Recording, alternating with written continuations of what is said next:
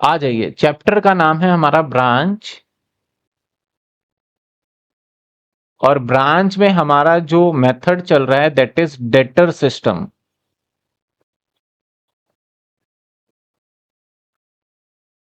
और debtor system के अंदर दो पार्ट थे हमारे, एक था हमारा कॉस्ट के ऊपर जो कि हमने कंप्लीट कर लिया है, और एक है हमारा किसके ऊपर सर, एक इनवॉइस प्राइस। इनवॉइस प्राइस, और इसको शॉर्ट फॉर्म में मैंने कहा था मैं क्या नाम दूंगा, आईपी। तो चलिए पहले हम इनवॉइस प्राइस देखते हैं कि what is the invoice price. देखो, हमने गुड्स को मान लेते हैं 100 रुपए का खरीदा, इसे परचेज किया, तो इसको बोला जाएगा हमारा कॉस्ट प्राइस। और इसको मैंने ब्रांच को बोला कि भैया तू इसको बेचियो, ब्रांच को इसको बोला कि इसको बेचना है तेरे को 120 में, इसको हम बोलते हैं सेलिंग प्राइस। और अकाउंटिंग की दुनिया में, ब्रांच की दुनिया में इसको क्या बोलेंगे सर, इनवॉइस प्राइस। क्या बोलेंगे इसको। तो सबसे पहले तो आपको इनवॉइस प्राइस समझना होगा कि इनवॉइस प्राइस है क्या। तो यानी जो सेलिंग प्राइस होता है उसी को क्या बोल देते हैं हम, इनवॉइस प्राइस। मैं इसको ऐसे भी बोल सकता हूं, कॉस्ट के अंदर हमने 20% जोड़ करके बेचना है। मतलब कई बार यहां पे मैंने बता दिया कि मैंने बेचा है 120 का, तो आपको समझ में आ गया सर 120 रुपए इनवॉइस प्राइस पे। लेकिन अगर मैं बोलता कि कॉस्ट प्लस 20% पे बेचना है आपको, तो आपको ये 120 भी खुद ही निकालना पड़ेगा। कॉस्ट कितने का है, 100 का, तो 20% ऐड कर दोगे। तो कई बार इनवॉइस प्राइस आपको सीधा ना देके आपको इस फॉर्मेट में दिया जाएगा। ठीक है, तो सबसे पहले हमारा इसी को इनवॉइस प्राइस कह लो, आईपी प्राइस कह लो, कई बार मार्कअप प्राइस भी हम बोल देते हैं। बाकी इनवॉइस प्राइस सबसे पॉपुलर है, यही बोला जाएगा। तो यहां तक हमें पता चल गया कि हम कॉस्ट प्राइस क्या होगा और इनवॉइस प्राइस क्या होगा। इनवॉइस प्राइस आपको गिवन भी हो सकता है और बनाना भी पड़ सकता है। ठीक है ना। अब हम बात करेंगे, एक वर्ड और यूज होने वाला है इसके अंदर, बहुत पॉपुलर है, जिसको आपको समझना होगा। दैट इज वर्ड है हमारा लोडिंग,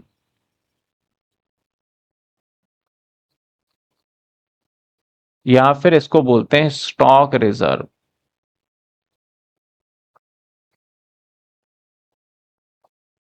स्टॉक रिजर्व, ठीक है, लोडिंग या स्टॉक रिजर्व।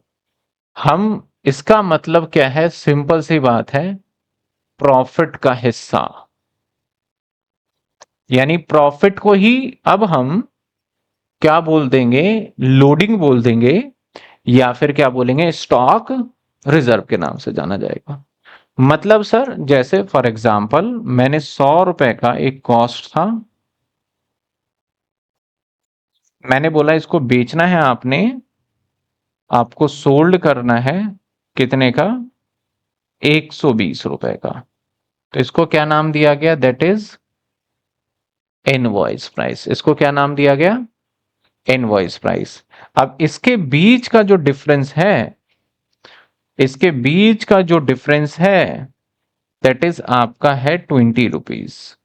नॉर्मल बोलचाल में हम इस 20 रुपीज को क्या बोलते हैं, प्रॉफिट। लेकिन ब्रांच की दुनिया में इसको क्या बोलेंगे, लोडिंग या फिर स्टॉक। ठीक है ना। तो कुछ कुछ टेक्निकल वर्ड चेंज हो गए हैं, और उसके साथ साथ देखा जाए तो फिर हमें इस चैप्टर में यूज करना है मैक्स टू मैक्स। समझ में आ रही है बात आपको। तो अभी हमने क्या देखा, लोडिंग, और क्या देखा, इनवॉइस प्राइस। मैं कुछ क्वेश्चंस आपसे पूछता हूं, क्वेश्चन आप जवाब दीजिएगा। जितने बच्चे लाइव भी हैं वो सब जवाब देंगे। मैंने कहा मेरा कॉस्ट 1500 का है, और मुझे जो सोल्ड करना है यानी जो मैं सोल्ड करने के लिए सेंड टू ब्रांच करूंगा वो करूंगा मैं कॉस्ट प्लस 20%। तो मुझे आप इनवॉइस प्राइस बताइए और मुझे आप लोडिंग बताइए। 2 पॉइंट मैंने क्वेश्चन मार्क में रखा हुआ है। इनवॉइस प्राइस बताइए और लोडिंग बताइए। तो बताएंगे इनवॉइस प्राइस क्या है? जितने बच्चे लाइव है फटाफट जवाब दे दीजिए इनवॉइस प्राइस। अगर यहां तक समझ में आए तो आप बता दोगे, नहीं आए तो नहीं बता पाओगे। इनवॉइस प्राइस क्या है हमारा? 1800 रुपए हमारा इनवॉइस प्राइस होगा। कैसे सर? प्लस 300 रुपए ऐड कर देंगे, दैट इज है कि नहीं 1800 रुपए। नेहा का जवाब आ गया। कोमल डाउट किस नंबर पे ले सकते हैं? सॉल्व नहीं हो पा रहा, अभी बता दूंगा। कोमल आपका एक डाउट आया था आईपी प्राइस से ही लेके ब्रांच का, मैंने देख लिया, अभी डिस्कस कर लेंगे। अब मैं जानना चाहता हूं, बताइए यहाँ पे लोडिंग कितना है? तो लोडिंग कितना है सर? 300 रुपए का क्या है लोडिंग? लोडिंग अक्षय का जवाब आ गया 300 रुपए। तो आपको ये तो समझ में आ गया कि लोडिंग कैसे निकालेंगे इनवॉइस प्राइस। अब इसको थोड़ा सा मॉडिफिकेशन करके अलग तरीके से हमें लोडिंग निकालना मेनली सीखना है, ठीक है? चलिए आगे आते हैं। कई बार जैसे मैंने कहा मेरा सेलिंग प्राइस, क्वेश्चन नंबर 1, मेरा सेलिंग प्राइस है 100 रुपए और जो है कॉस्ट प्लस 25% है, ठीक है ना? जो गुड्स भेजा गया कॉस्ट प्लस, तो आपको लोडिंग बताना है। लोडिंग का मतलब प्रॉफिट बताना है, ठीक है? तो इस सिचुएशन में देखा जाए सर ये कॉस्ट के ऊपर 25% है और ये दे रखा है आपका इनवॉइस प्राइस दे रखा है।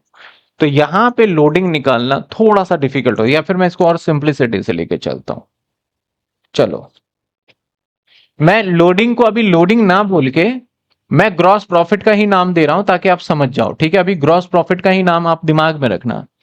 मैंने कहा जीपी ऑन सेल्स 10%। आप बताइए मुझे कॉस्ट कितना होगा, आप बताइए मुझे प्रॉफिट कितना है। तो आपका जवाब होगा सर जीपी किसके ऊपर है? सेल। और देवी क्या रखा है? सेल। तो 10% इसके ऊपर यानी आपका 10 रुपए।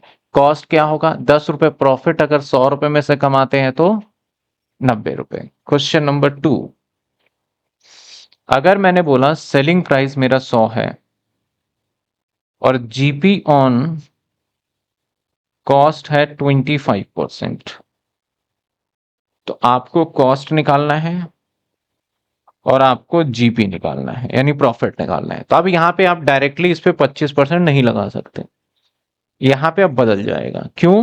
क्योंकि ये किसके ऊपर जीपी है? कॉस्ट के ऊपर। और ये क्या है हमारा? दोनों चीजें अलग है। यहां पे दोनों चीजें मैच हो गया था तो डायरेक्ट, यहां पे अलग है। यहां पे हमें क्या करना होगा? लेट एक्स का हेल्प लेना पड़ेगा। यहां पे क्या करना पड़ेगा हमें? लेट एक्स करना पड़ेगा, जो कि सिंपल तरीका है। दैट इज हम क्या करेंगे? Sales is equal to cost plus में, सर सेल्स दे रखा है 100 रुपए, कॉस्ट नहीं पता तो एक्स मान लो, प्लस जीपी कॉस्ट के ऊपर कितने परसेंट है? 25। तो ये हो जाएगा एक्स बाय 4। अब जब आप इसको सेल्फ सॉल्व करोगे तो एक्स का वैल्यू आ जाएगा हमारा 80। एक्स का वैल्यू क्या आ जाएगा? 80 आ जाएगा। नाउ अगेन आपका 80 कॉस्ट आ गया, तो जीपी आपको पता चल जाएगा 20। समझे? ऐसे ही दूसरा पार्ट हो सकता है आपके पास। सपोज करो मैंने कॉस्ट दिया और जीपी मतलब लोडिंग है, जीपी ऑन कॉस्ट है 20%। अब आपसे मैंने पूछ लिया selling price and gross profit. तो अब सर ये भी कॉस्ट है और ये भी कॉस्ट है, दोनों मैच हो गए। तो अब 20% डायरेक्टली इसी पे निकाल लेंगे, जब मैच हो जाए तो डायरेक्ट, तो 20% निकाल के कॉस्ट में अगर प्रॉफिट जोड़ दो तो सेल होगा, दैट इज 120, और ये आपका कितना हो जाएगा, बीच का difference 20। Question number 4, question number 4, मान लेते हैं हमारा कॉस्ट अगेन कितना है सर, 100 रुपए, और मैं कहूं GP on sales that is 20%। GP कितने परसेंट है, नाउ अब हमें ये अलग है, ये सेल्स पे है और ये क्या है, कॉस्ट है। ऐसे सिचुएशन में हमें क्या करना होगा, ऐसे सिचुएशन में वही इक्वेशन ले लेते हैं, दैट इज आपका sales is equal to cost plus में क्रॉस प्रॉफिट। तो सर सेल्स कितना है हमारा नहीं पता, इसको मान लो x, कॉस्ट 100 रुपए है, और जीपी सेल्स का है तो x बाय 5, x को इस साइड ले आओगे तो x माइनस में x बाय 5 आ जाएगा। मैं समय मान के चल रहा हूं कि थोड़ा बहुत तो आपको आता ही है कैलकुलेशन। आप इसको सॉल्व करोगे तो 4x डिवाइडेड बाय 5 और इज इक्वल टू रह जाएगा 100। अब सबको सॉल्व करोगे तो क्या आएगा, 125, तो आपका आ जाएगा 125, इधर लिख देते हैं। इधर आ गया हमारा सेल्स, और सेल्स आ जाएगा x दैट इज 125, तो हमारा जो जीपी आ जाएगा वो आ जाएगा 25। पहले ये देखिए, अब हमें एग्जाम में इतना टाइम नहीं है करने का, इसको हम शॉर्टकट पे लेके आते हैं। कुछ एक टर्म्स देखो, इस वाले पॉइंट के अंदर और इस वाले पॉइंट के अंदर तो आपको शॉर्टकट की जरूरत ही नहीं है, क्योंकि ये तो सीधा सीधा कैलकुलेटर पे निकालना है। आपको शॉर्टकट चाहिए जब आपको एसपी और कॉस्ट हो और कॉस्ट और एसपी हो, ठीक है। तो कुछ एक परसेंटेज है जो एग्जामिनर ने कसम खा रखा है कि भैया हमें यही परसेंटेज पूछना है, तो आप याद ही कर लो उसको।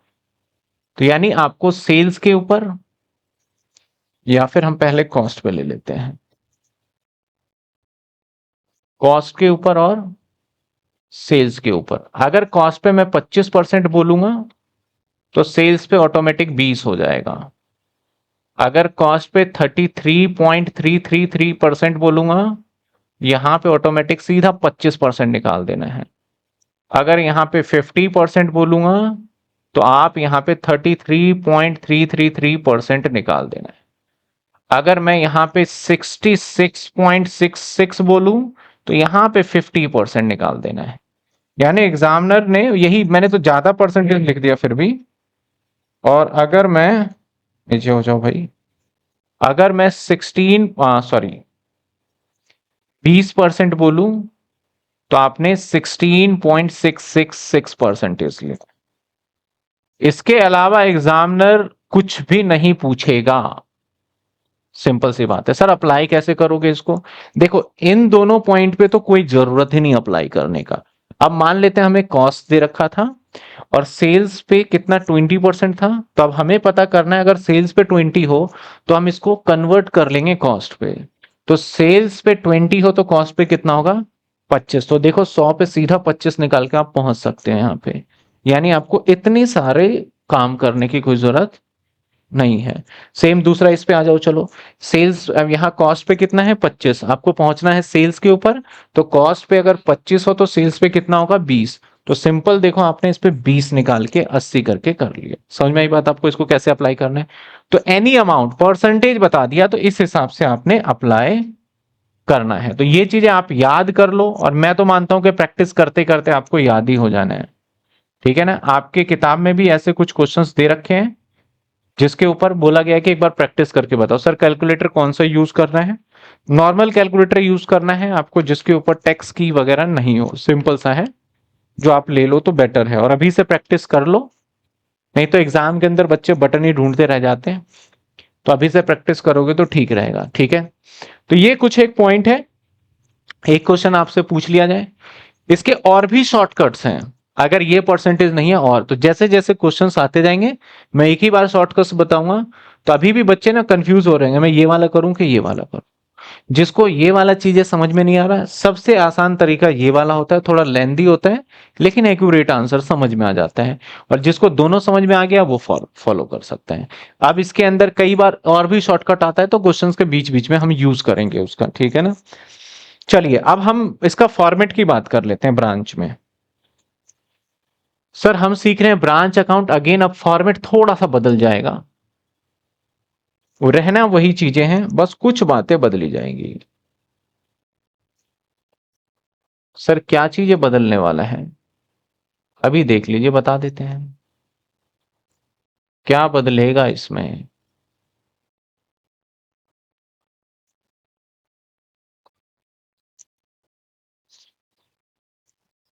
दैट इज ब्रांच अकाउंट,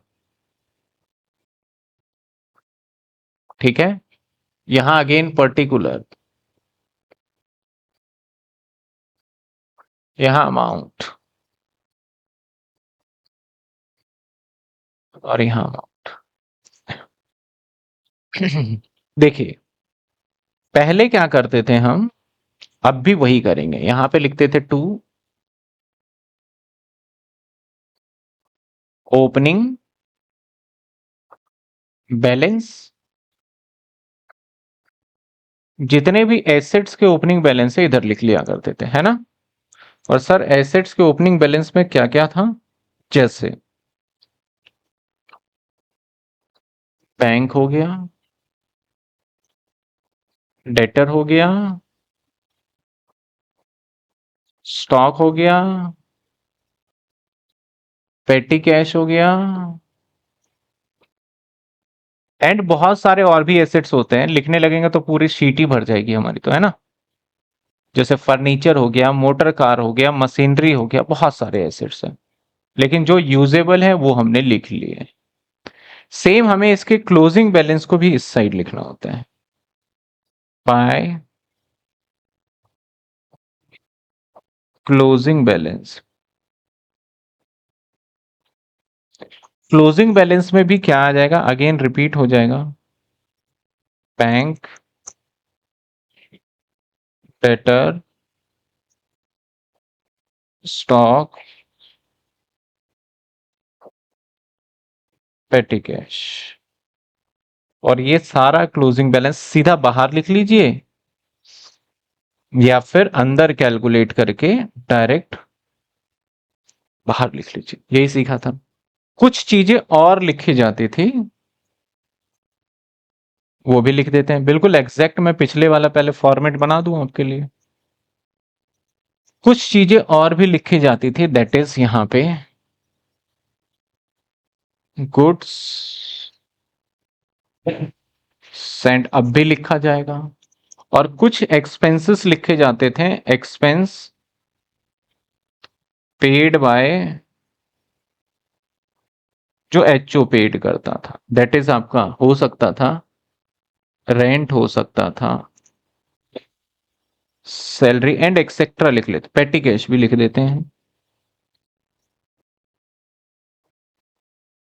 पेटी कैश एंड एक्सेट्रा, ठीक है ना।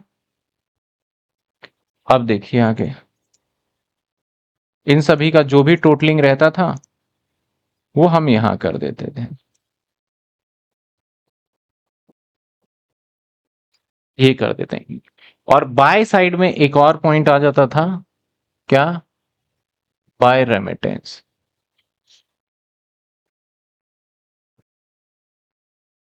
इसके अंदर कैश सेल्स और कलेक्शन,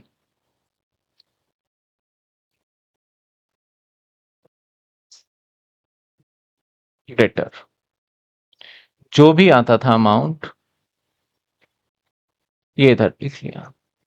और एक पॉइंट रह गया, क्या आ जाता था, बाय गुड्स रिटर्न। इतना आपको पूरा ही याद है, इसके बाद इसमें से क्या निकल जाता था, प्रॉफिट या लॉस। अब मजे की बात है कि अब जितनी भी चीजें लिखी जाएगी ये आईपी पे लिखा जाएगा। किस पे लिखा जाएगा? आईपी का मतलब क्या होता है? इनवॉइस प्राइस यानी सेलिंग प्राइस, ये भी सेलिंग प्राइस पे होगा। और सर ये तो सेलिंग प्राइस पे होता ही होता है, और ये भी आईपी पे होगा, और सर ये भी आईपी पे होगा, यानी सब कुछ सेलिंग प्राइस पे। अब आप देखो, अगर मैं अपने ट्रेडिंग अकाउंट बनाऊं और सब कुछ सेलिंग प्राइस पे रखूं तो क्या प्रॉब्लम आएगी, देखना। ट्रेडिंग अकाउंट आपने किया है, मैं एक छोटा सा एग्जांपल ले रहा हूं, फिर आप समझ जाओगे, जो मैं आगे करूंगा इसके बाद स्टेप क्लियर हो जाएगा। सपोज करो मैंने गुड्स परचेज किया है, दैट इज 1000 रुपए का, इसमें 300 रुपए का प्रॉफिट रखूंगा और बेचूंगा कितने का? 1300 रुपए का। ठीक है, अब मेरे पास ओपनिंग स्टॉक है जिसकी कीमत 200 है, और इसमें 100 रुपए का प्रॉफिट है, दैट इज कितने आ गए? 300 रुपए आ गए। ठीक है, अगर मैं बात करूं तो 1300, और मैंने गुड्स को जो सेल किया है, सेल्स नगद कैश जो भी हो, सेल की बात करें तो सेल मैंने 800 कर दिया है, करेक्ट, 800 रुपए का, तो ये तो ऑलरेडी आईपी पे है। और मेरे पास जो क्लोजिंग स्टॉक है, क्लोजिंग स्टॉक है जिसकी कीमत 16,800, जिसकी कीमत 600 है, और उसके ऊपर 200 का प्रॉफिट है। तो यानी अब मैं आपसे क्लोजिंग स्टॉक का आईपी पूछूं तो आप बताओगे 800। अगर मैं गुड्स परचेज का आईपी पूछूं तो आप बताओगे, अगर मैं ओपनिंग स्टॉक का आईपी पूछूं तो बताओगे, और सेल्स तो आईपी पे ही रहता है। अब मैं अगर इसको ट्रेडिंग अकाउंट में हर किसी को आईपी पे ले लूं, ओपनिंग स्टॉक, तो सर ओपनिंग स्टॉक कितने का है? आईपी पे ही लूंगा मैं, तो ओपनिंग स्टॉक बताओ कितना लूंगा मैं? 300। सेल्स कितना लूंगा मैं? 800। परचेज कितना लूंगा मैं? 1300। क्लोजिंग स्टॉक कितने लूंगा मैं? 800। 600 क्लोजिंग ना। अब टोटल करो कितने हो गए, और इधर टोटल कितने हो गए, तो प्रॉफिट तो निकलेगा ही नहीं कभी लाइफ में। प्रॉफिट तो तब निकलता है ना जब सेल्स हमारा ज्यादा वैल्यू का हो और परचेज, अब तो हमने क्या करा, परचेज को भी सेल्स के वैल्यू के खड़ा कर दिया, यानी ये साइड और ये साइड इक्विवेलेंट कर दिया हमने, तो कभी लाइफ में प्रॉफिट आएगा नहीं।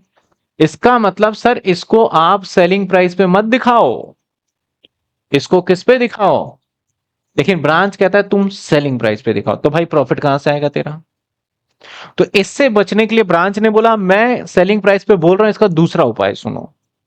बोला गया भैया इसके अंदर जितना प्रॉफिट है ना, इसमें से माइनस करने के बजाय आप उसको अपोजिट साइड में अगर लिख दो ना, उसका प्रॉफिट का हिस्सा, तो वही माइनस हो जाता है। जैसे इसके ऊपर प्रॉफिट 300 रुपए है, तो यहां पे लिख दो लोडिंग, कितने रुपए लिख दो? 300। ओपनिंग स्टॉक में भी प्रॉफिट जुड़ा हुआ है, कितना प्रॉफिट जुड़ा हुआ है? 100 रुपए, इसके अपोजिट साइड लिख दो।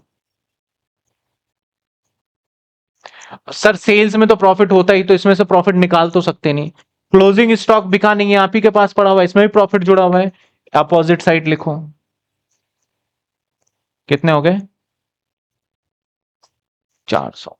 अब जब आप करोगे ना, तो आपका इस सिचुएशन में सिर्फ और सिर्फ प्रॉफिट किसके अंदर इंक्लूड रह गया? अच्छा 200 है, क्लोजिंग स्टॉक का प्रॉफिट कितना है? 200 है। अब आप टोटल जब करोगे तो आपका टोटल देखो क्या आएगा। अब मैं अगर बोलूं कि सर परचेज के अंदर 300 रुपए प्रॉफिट जुड़े हुए हैं, सही बात है, लेकिन मैंने इसके अपोजिट साइड जब 300 लिख दिया, तो अब प्रॉफिट जुड़ा हुआ नहीं है। अब आप एक्चुअल डिजिट निकाल सकते हो, जैसे कि 1900, और इधर भी क्या आएगा? 1900, और इधर कितने हैं? 1800, तो प्रॉफिट कितने का आ गया? 100 रुपए। इसी क्वेश्चन को आप बिना वैसे कर लोगे, अगर मान लेते हैं, मैं इसके साइड में ही लिख देता हूं, अगर हम इस क्वेश्चन को पहले करते जैसे नॉर्मल ट्रेडिंग में करा करते थे, तब भी 100 ही आएगा। देखो हमारा यहां 600 आ जाएगा, यहां इसकी जगह पे क्या आ जाएगा? 600 आ जाएगा। और परचेज की जगह पे क्या आ जाएगा, 1000 आ जाएगा। ओपनिंग स्टॉक की जगह पे क्या आ जाएगा, 200 आ जाएगा। सेल्स तो वही रहेगा, वैसे कर लो। 8 और 6 1400, 1400 में से आप कितने माइनस कर दोगे, 1200। और कुछ भी रह गया क्या, 100, 200, परचेज कितना लिया 1000, क्लोजिंग कितना ले लिया 600, 200, कितने हो गए 800 और 600 1400। और 1400 में से कितने माइनस करोगे, तो यहां 200 बचना चाहिए। ये गलत तो नहीं करा टोटल आपने, 800, रुक जाओ देख लेते हैं, 2000 है। देखो आप हमेशा टोटल गलत बताते हो। अब देखो ये 200, ठीक है, और वैसे भी कितना आ रहा है हमारा, 200 आ रहा है। तो मतलब सर मुद्दे की बात है, इस अकाउंट में भी कुछ ऐसा ही करना पड़ेगा। तो हम ऐसा क्या काम करें इस अकाउंट में कि जो ये सेलिंग प्राइस पे है वो ऑटोमेटिक कॉस्ट बन जाए, क्या काम करोगे सर, इसके ऊपर जो भी प्रॉफिट का हिस्सा है उसको अपोजिट साइड में लिख दो। किस नाम से लिखोगे, या तो आप लोडिंग के नाम से लिखो, या एक और नाम बताया था इसका, स्टॉक रिजर्व। तो सर किस किस पे लोडिंग निकलेगा, किस किस पे ऐसे काम होंगे, तो वो चीजें मैं यहां पे लिख देता हूं। कुछ गिनती की चीजें हैं, बाकी डेटर वेटर अकाउंट सब वही सेम रहेगा सर, उसमें कोई बदलाव नहीं है। तो सर लोडिंग वोडिंग की बात कर रहे थे हम, तो एक तो निकलेगा बाय क्लोजिंग स्टॉक पे, यहां समझाने के लिए एग्जामिनर को लिख दोगे, वैसे स्टॉक रिजर्व किस पे, क्लोजिंग पे। और किस पे निकालोगे, स्टॉक रिजर्व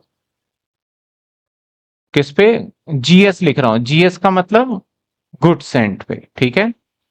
इसके बाद अब इधर वाली चीजों को इधर लिख देंगे, टू स्टॉक रिजर्व। सर किस पे, क्लोजिंग स्टॉक पे, टू स्टॉक रिजर्व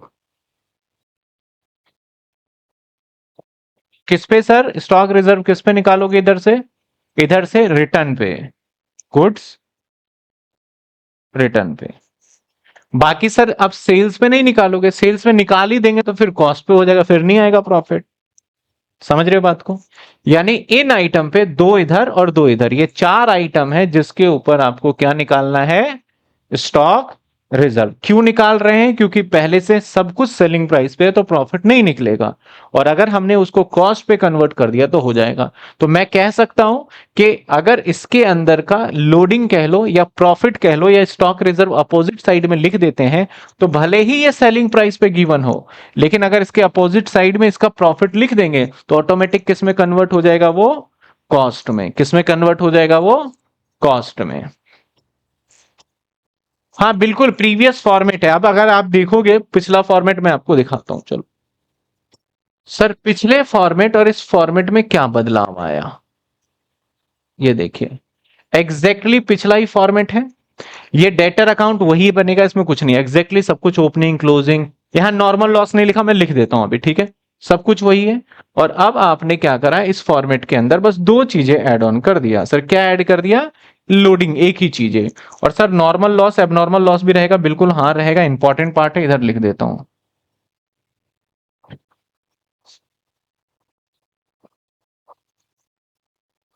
अच्छा इधर ओपनिंग स्टॉक आएगा, हाँ ये ओपनिंग आएगा,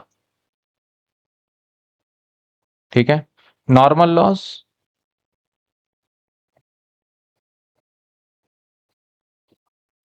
इसके ऊपर भी लोडिंग निकलना होता है, लेकिन इसके ऊपर हम स्टार बना देते हैं, जब क्वेश्चन में आएगा तो ज्यादा हमें समझ में आएगा, ठीक है। और ऐसा नहीं है कि क्वेश्चन में नहीं आएगा, आएगा जरूर।